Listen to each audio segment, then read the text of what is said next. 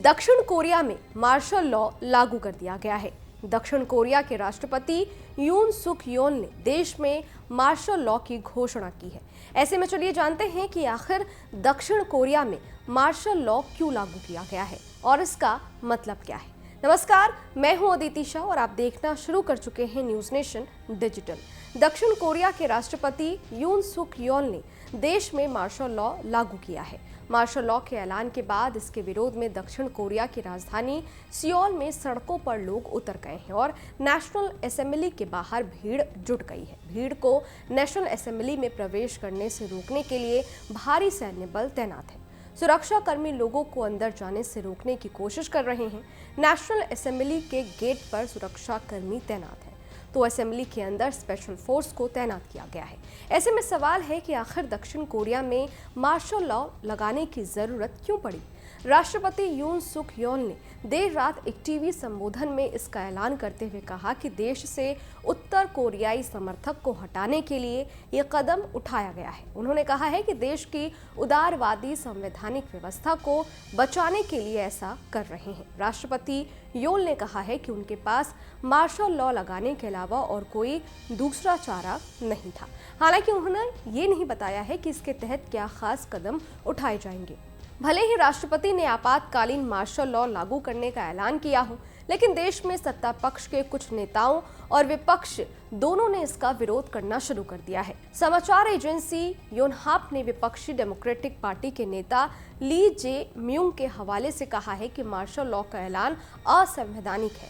समाचार एजेंसी के मुताबिक सत्ताधारी दल पीपल्स पावर पार्टी के अध्यक्ष हान दोंग हुन ने इस फैसले को वापस लेने की अपील की है और इसे गलत करार दिया है। राष्ट्रपति योल इसी पार्टी के सदस्य हैं। मार्शल लॉ लागू होने से क्या कुछ बदल जाता है, ये भी जान लेते हैं। मार्शल लॉ में अमूमन लोगों को कुछ गतिविधियों को अंजाम नहीं देने से रोका जाता है। मार्शल लॉ के लागू होने के बाद रैलियों और प्रसारण पर पाबंदी रहेगी। इसके अलावा नेशनल असेंबली, स्थानीय परिषद और राजनीतिक दलों प्रदर्शनों सहित सभी गतिविधियों पर भी प्रतिबंध रहेगा। लेकिन सियोल की सड़कों पर सेना की मौजूदगी के संकेत नहीं दिख रहे हैं। मीडिया रिपोर्ट्स के मुताबिक वहां पुलिस कर्मियों को भी राष्ट्रपति के इस फैसले की वजह समझ नहीं आ रही है। एक पुलिसकर्मी ने कहा है कि वो भी इसे लेकर आश्चर्यचकित है। राष्ट्रपति यून सुक योल पीपल्स पावर पार्टी के नेता हैं। उन्होंने 2022 में अपने प्रतिद्वंदी ली जे म्यूंग को सिर्फ 0.7% वोटों के अंतर से हराया था। 1987 में दक्षिण कोरिया में सीधा चुनाव होने के बाद ये सबसे कम जीत का अंतर था। राष्ट्रपति योल पिछले कुछ समय से काफी अलोकप्रिय रहे हैं। कई विवादों और स्कैंडल्स में फंसने की वजह से जनता में उनकी रेटिंग लगातार कम हो रही है। उनकी पत्नी भी कुछ कथित घोटालों और विवादों से जुड़ी रही हैं। उन पर शेयरों के दामों में हेराफेरी, रिश्वत के तौर पर लग्जरी डियोर हैंडबैग लेने का आरोप था। पिछले दिनों राष्ट्रपति ने इस मामले पर यह कहकर माफी मांगी थी कि उनकी पत्नी को अच्छा व्यवहार करना चाहिए था। संसद में अपने एजेंडे को लागू करने के लिए भी उन्हें मशक्कत करनी पड़ रही है, क्योंकि इसमें विपक्षी सांसदों का बहुमत है। विपक्ष का कहना था कि मार्शल लॉ लागू कर राष्ट्रपति महाभियोग से बचना चाहते हैं।